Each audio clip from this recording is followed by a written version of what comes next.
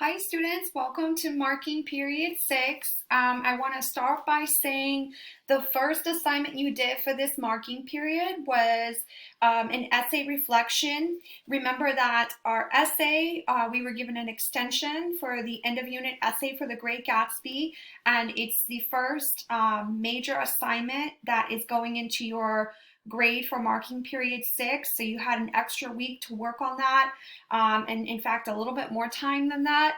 And so the first assignment of marking period 6 is 6.1, the essay reflection, which is a Google survey form. In that form you decided whether you were red, yellow, or green. This second assignment is the start of our final unit, which is all about ultimately college readiness and learning how to tell our story. And so to be able to tell your own unique story from your life that has shaped you and impacted you in a way that you capture an audience and you help them understand who you are and show them what this experience has done for you, you need to be able to see good examples of that and see what and hear what creative writing really sounds like and how to tell a powerful story. So we're going to read excerpts from this book.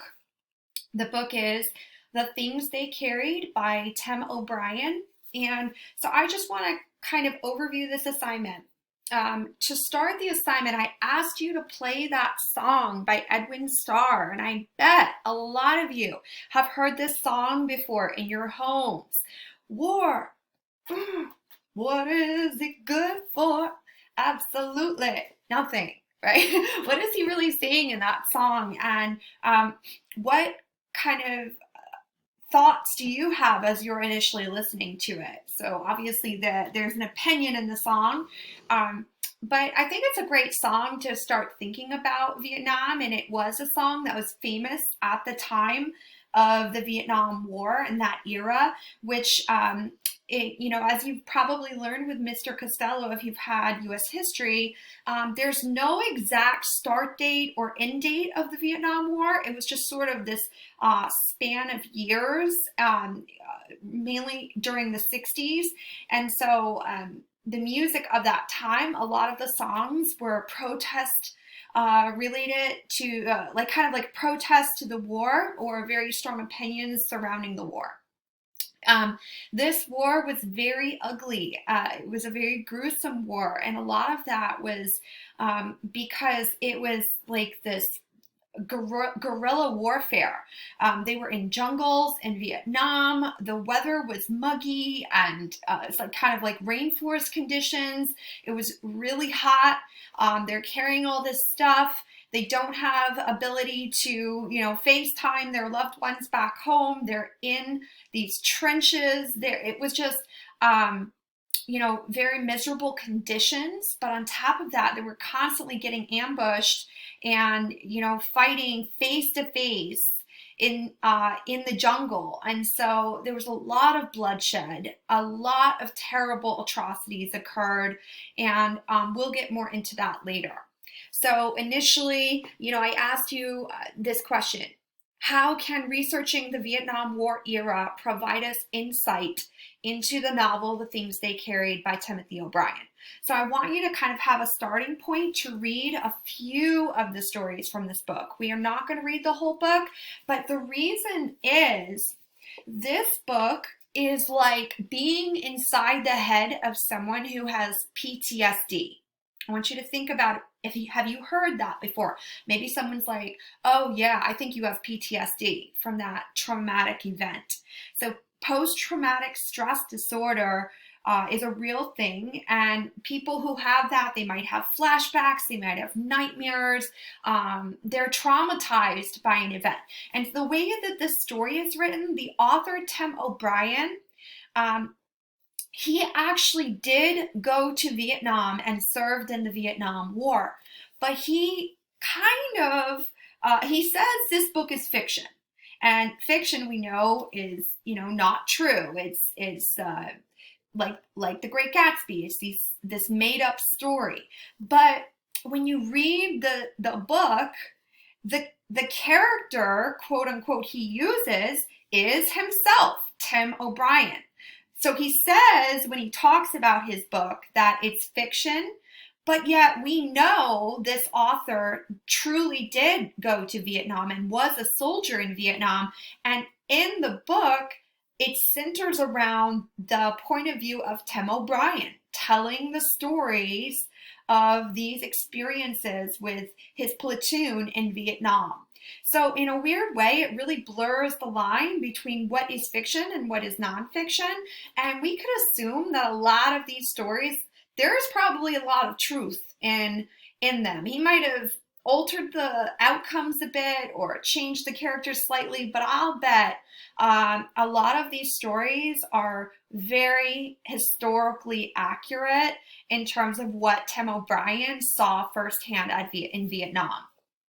So keeping that in mind, it's like if you read the chapters individually, and some of them are so short, they're literally like one page. So that's how short we're talking. For example, here's a chapter, stockings. I don't know if you could see it. And if we turn the page, the chapter just ended on that page. So this is going to be a very short, a great way to kind of get little snippets of what it was like in Vietnam, but also experience powerful, creative storytelling. Tim O'Brien is an excellent writer when it comes to conveying a story and sucking in the readers and getting their interest. So, when we look through these photos, when you look through them, I really want you to think about the detail that you notice. What do you find super interesting and powerful as you examine the photos? Remember, you're looking for 2 photos and 2 quotes that you want to write about. 4 artifacts in total. They must be 2 photos and 2 quotes. And you will be answering the questions in the Google Doc. Again, I want to warn you, some of these images are hard to look at. They are real photographs. There's nothing fictional about them. They aren't related to this book in terms of they're not about the characters in the book. They are actual photographs taken in the Vietnam War or during the Vietnam War time. And so you see immediately when you start looking through these how powerful they are. I mean, right initially, we're looking at 2 little boys sitting there with all, this artillery strapped over him, this one boy, I mean, their equipment, and yet they look like they're teenagers and they are teens. You can see some of the horrible things that happened. It looks like someone has burned a village or burned a house, and we see there's injuries, we see the terrain, we see a contrast here. So I want you to look at, when you choose a photo, look at the detail and think about why you chose it and what you want to argue or write about in terms of your own feelings and thoughts. So I'm just kind of scrolling through some of these images and pointing out, look again at the detail here and think what is important to you. Okay. And maybe you've seen some of these images. There are certainly some very powerful photos to choose from and some hard ones to look at. Yeah. So once you pick your 2 photos, I want you to think about actual lines that you're like, whoa, that author, the way he wrote that is interesting, or oh my God, the content of that line. So it could be for a variety of reasons, but there are, I believe, 11 lines I've given you from the book to explore. And I want you to think about how they sound. So I suggest read them aloud and listen to them. So I'm going to read quote number 4 aloud. Even in the deep bush, where you could die any number of ways, the war was nakedly and aggressively boring. Wow, the connotation really, it rings true in that particular quote, and I bet you all too could think of a word that you're like, whoa, that's an interesting word. And that's that's making me have these thoughts come to my mind. I would be analyzing the word nakedly and how it's used in this quote. And I think there's a lot of things I could talk about in my Google Doc. Again, you do not have to pick that quote because every single quote has some very interesting content to consider. But that was just one example of certain things. There are definitely some quotes here I'm like so drawn to. I wish I could share my ideas, but I want to hear what you have to say. And from there, we're going to be able to really explore this book. So after you go through this process of selecting your images and your quotes and then writing about them in the Google Doc, make sure you know the numbers, by the way, and you jot down the numbers in the Google Doc. I want you to just think about what you take away from this. And so ultimately, what do you learn today about the Vietnam War by doing this lesson and this activity? And when, if ever, do you feel war is permissible, morally permissible? So when, if ever, is war morally permissible? Permissible meaning allowed or okay. And kind of consider your view. What would you have felt about Vietnam and going to war if you were a teenager when the draft happened?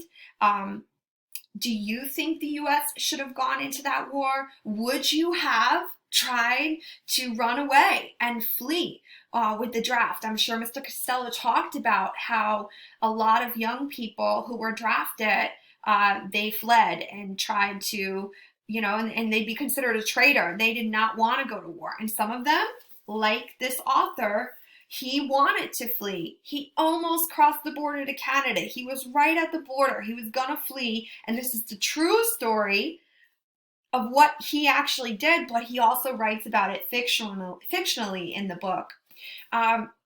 Would you have done that? Would you have gone away? Or would you have gone to war like Tim O'Brien? He almost left and then he decided, okay, I'm not going to do that. I will go to serve my country. I will go to the Vietnam War. Hopefully this gives you a little bit more insight into this activity and a little bit more support. Again, if you have any questions, please send me a private email. And this shouldn't take you very long to complete this assignment. Please check the rubric and make sure you do it well. Bye.